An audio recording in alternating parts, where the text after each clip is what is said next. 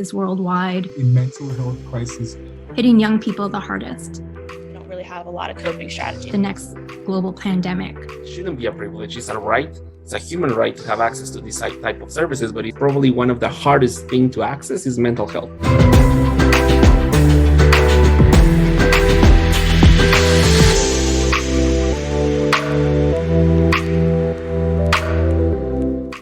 Mental health in Nigeria is not really an issue that is talked about a lot. Many Nigerians, including myself and my family, grew up listening firsthand to the stigmatization of people with mental health issues. It doesn't make sense for the most populous country in Africa to have such little facilities that are catering for a population of over 200 million people. In the US, college is very prominent. Juniors and seniors are very stressed out. They don't really have a lot of coping strategies to help. And that also affects with their diet, sleep, activities. In Colombia, individuals try to hide what mental health is, try to hide what they're feeling. Public institutions tend to be poor in their quality. So in order to have good quality help, you need to have a lot of money. In Ghana, only about 1.4% of the healthcare budget actually goes to mental health. And older generations feel like in order for you to succeed in life, you have to show a tough or a hard exterior. I think that mental health is an issue that covers us all in all the world, any type of demographic. Is this fear of others talking about your problems what really kept and has forever kept many youth to be able to share what they are feeling, because they are afraid that somebody else will know and somebody else will somehow make fun of what you're feeling.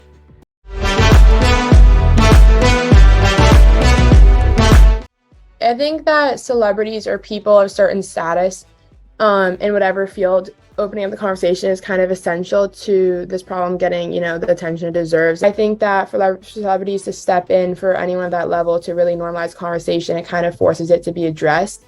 A lot of people really do look up to celebrities, and also people at that level really, have the money and necessarily the means and connections to really make a difference. Here in Colombia, famous people always has this image of the perfect person that has everything.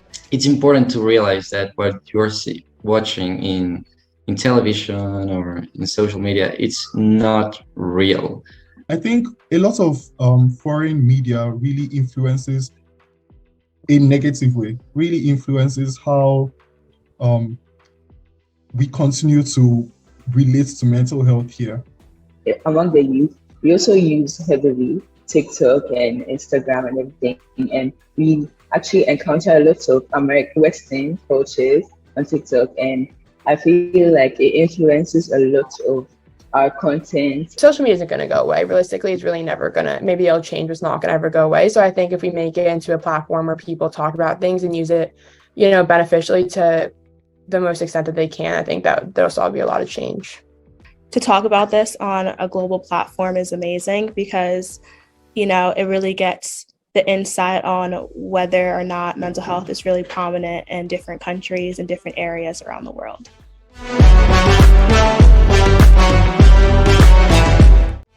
There are things you can do without the help of professionals, and involving your habits, your routines.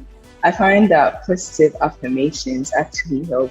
If you wake up in the morning and you tell yourself that you're going to have a great day, that everything is not going to last forever, and just tell yourself good things, it will really help. What really helps me is surrounding myself with people that are going through the same thing. Go through it together so you're really not alone. I find it's hard sometimes to share my feelings with people. The best thing that has really helped me is having a journal. It always interests me when I go to my previous journal and I see how I was thinking and how I felt at the moment. To get rid of the stigma, I think talking about success stories and how things have really helped you, and that even if you might have anxiety chemically and you're stuck with it, whatever, you really can become where it doesn't affect your life at all. And I think we don't hear about enough how it really can be treated. Creating safe spaces is really important for any audience. We are all humans, and the trust process is extremely important in mental health in general. You need to trust the person that you're talking to. You need to trust your context, and you need to trust your support system in order for you to be able to share how you're feeling. There are